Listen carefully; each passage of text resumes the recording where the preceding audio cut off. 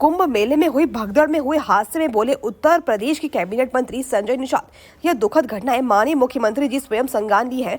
मैं जनता से अपील करूंगा, शांति से अफवाह पर ध्यान ना दे। जहां मौका मिले वहां स्नान कर ले, वहां सेंटर पर जाने की आवश्यकता नहीं है। माननीय मुख्यमंत्री खुद इस घटना पर कमान संभाले हैं।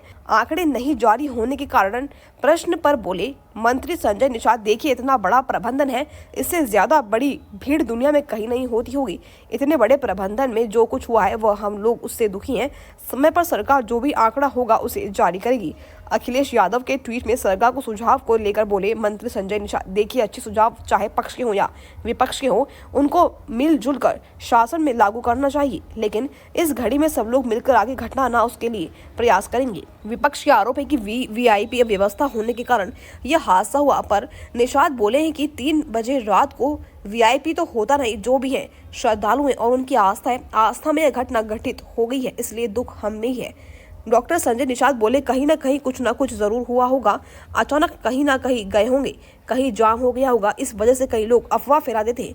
ये जांच का विषय है।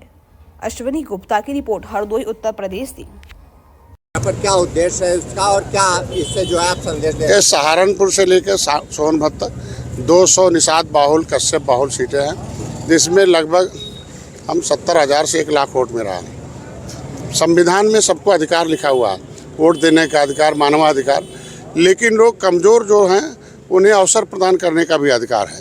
अधिनियम में है संविधान में 341 लेदरमैन, वाशरमैन, फिशरमैन, उसमें लिखा हुआ इनके बच्चे सरकारी पैसे से पढ़ेंगे, सरकारी नौकरी करेंगे। चूँकि उसमें है कि कमज़ोर घोड़ा मजबूत घोड़ा एक जगह डाल दिया जाए तो मजबूत वाला सब चना खा जाएगा, इसलिए ये संविधान में दिया गया आरक्षण अधिनियम 341, उसमें जो है लेदरमैन वाशरमैन को तो मिल गया, फिशरमैन फिसल गया, क्योंकि उत्तर प्रदेश में एक अलग अधिनियम 1994 में जारी कर दिया कि केवट मल्लाह कश्यप कहाँ पिछड़ी हैं, अब ये खाएंगे खिचड़ी, बर्बाद हो गए। जो मिला हुआ हक था, जब मैंने आंदोलन किया 7 जून 2015 को, तब आनंद फानन में फिर अधिनियम बदल गया। अब निकाल दिया कि 12 नंबर से कश्यप कहाँ पिछड़ी से निकाल दिया राज्यपाल ने, उनको धारा 13 में पावर था। 13 नंबर से केवट मल्लाह निषाद को निकाल दिया, बिंद को निकाल दिया, भरराज भर। अभी हमने ओबीसी से निकाल दिया। अगर ओबीसी से हम निकले तो 27% 9% निकले और 32 में जुड़ जाए, और इनको जो सुविधा अनुसूचित जाति की दिल्ली से अधिनियम में मिला हुआ, और यहाँ राज्यपाल ने भी 31 दिसंबर 2016 को अधिनियम जारी कर दी कि नहीं, इस अधिसूचना से इन्हें अनुसूचित जाति की सुविधा दी जाए। तो भी ये अनुसूचित जाति के हकदार हैं। ये जो है माननीय मुख्यमंत्री जी ने हमारी आवाज़ पहले थे, अभी आरजीआई ने लिख दिया, ये लागू है, लेकिन जिसे लेना है, जिससे प्राप्त होना है, इन्हें बताना पड़ना है ना, इन्हें समझाना पड़ेगा कि तुम्हारा लूटने वाले लोगों को भगाओ और दिलाने वाले के साथ आओ। और जितने भी इनके समाज के तमाम नेता ऐसे थे जो कांग्रेस में, सपा बसपा में थे, इन्हीं के सामने इनके बच्चों का भविष्य लूटा गया। मतलब ओबीसी नाम पढ़ रहा था तो नहीं रोके, जब वर्ग 3 की ज़मीन छीनी जा रही थी बसपा में, तो अब वही लोग वहाँ बर्बाद हुए निषाद, और वो सपा बसपा भी समाप्त हो गई। अब वही पार्टी में फिर भाजपा में आए हुए हैं।